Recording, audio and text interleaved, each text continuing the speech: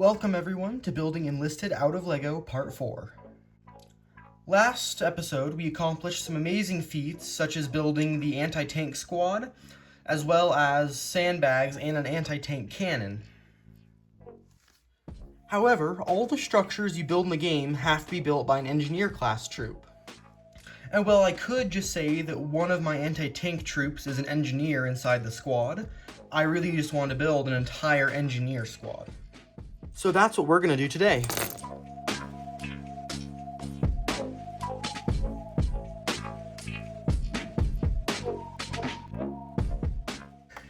And now I have them, a squad of engineers.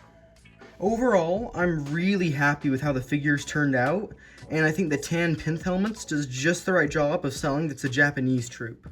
To be fair, the plinth helmets are a little too tall to be accurate, but they work better than any other option LEGO has.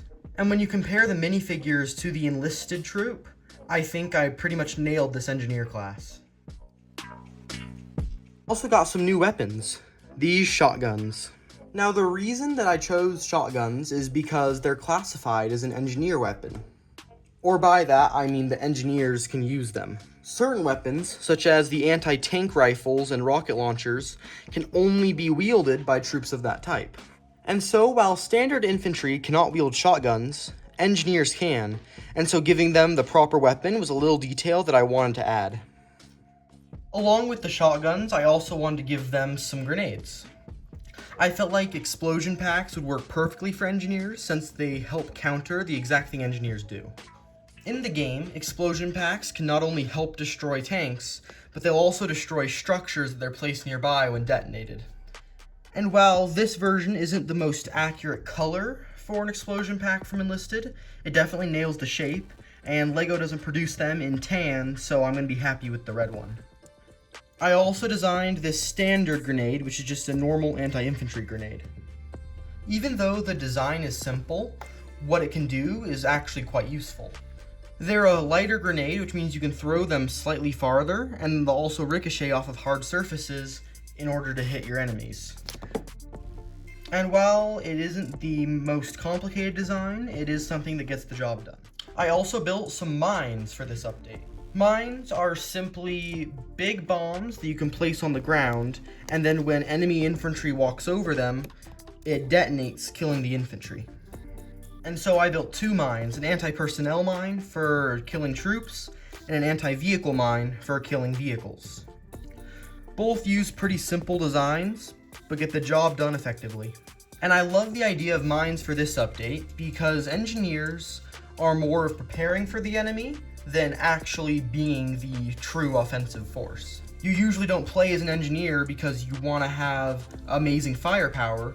You want to set up defenses so that you will have amazing firepower when the enemy arrives. And mines are those things you place now, kind of forget about, and then they deal damage later. I also designed this simple bandage so that troops can heal themselves after they've taken damage in the fight. But enough with random equipment. Engineers were designed so that you could build things in the middle of a fight. So let's build some things. First off, I improved my old design from a trench hedgehog to take it from this to this. I wasn't very happy with the old version because it looked a little flimsy and not really like a heavy metal structure designed for anti-tank warfare. But by adding plates onto the ends,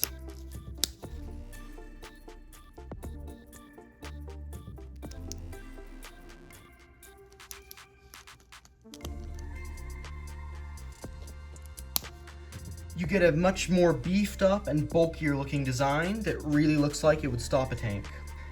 I think it looks much better than my initial design, and so I went ahead and built a second one. And now my engineers can properly defend against tanks. I also built an ammo box. These are big crates that will store ammo, so if you run out in the middle of the game, you can acquire more without having to change troops or try to scavenge some on the battlefield. However, you'll notice my design looks a little empty, and that's because I'm missing some parts for it. LEGO came out with these great chest pieces for the LEGO Minecraft theme, and I think they would work perfect having their lids open to make it look like a true ammo box. But due to them being newer parts, I haven't obtained any yet, so I guess these boxes will have to do. But don't worry, these small boxes are only for now, and once I acquire the chests that I want, I think it'll look much better than it does now. And now for one of my favorite builds, the rally point. Rally points are structures that you can build, and they allow more troops to spawn closer to the fight than instead of super far away. Having them is always a strategic option because it allows the troops to not have to run as long before they can fight, which means you can push faster than the enemy can defend. The version I created even uses a helmet on the back to help cover some parts up and make it look more bulky and like it's actually doing something substantial. Overall, I'm really happy with how this turned out, and if you want to defend it, just throw it behind a sandbag. And last, but certainly not least, I have an anti-aircraft gun. These are able to be built in the middle of a match and allow you to aim upwards and start firing upon enemy aircraft to take them out before they can do any substantial damage. For my design, I started with a tripod base and then slowly built up from there until I had a full anti-aircraft gun. My design looks a little messy, but that's the way I wanted it to, as though it's put on the battlefield with all of its mechanical gizmos sticking out and not a perfectly encased anti-aircraft gun. And using this Lego wrench piece, I even added sights so that your troops will be able to see where they're firing. As you saw already, the gun can raise and lower, it's just a little fragile because this base is only connected by one stud. I also used this technique to flip everything upside down so that I could use this piece as a seat, which looks pretty realistic. And I think it looks pretty good when you actually put a troop sitting on it. I also got these hammer and wrench pieces for my engineers and my tank drivers. Wrenches are what tank drivers use to repair broken vehicles or damaged vehicles, and hammers are what engineers use to build structures.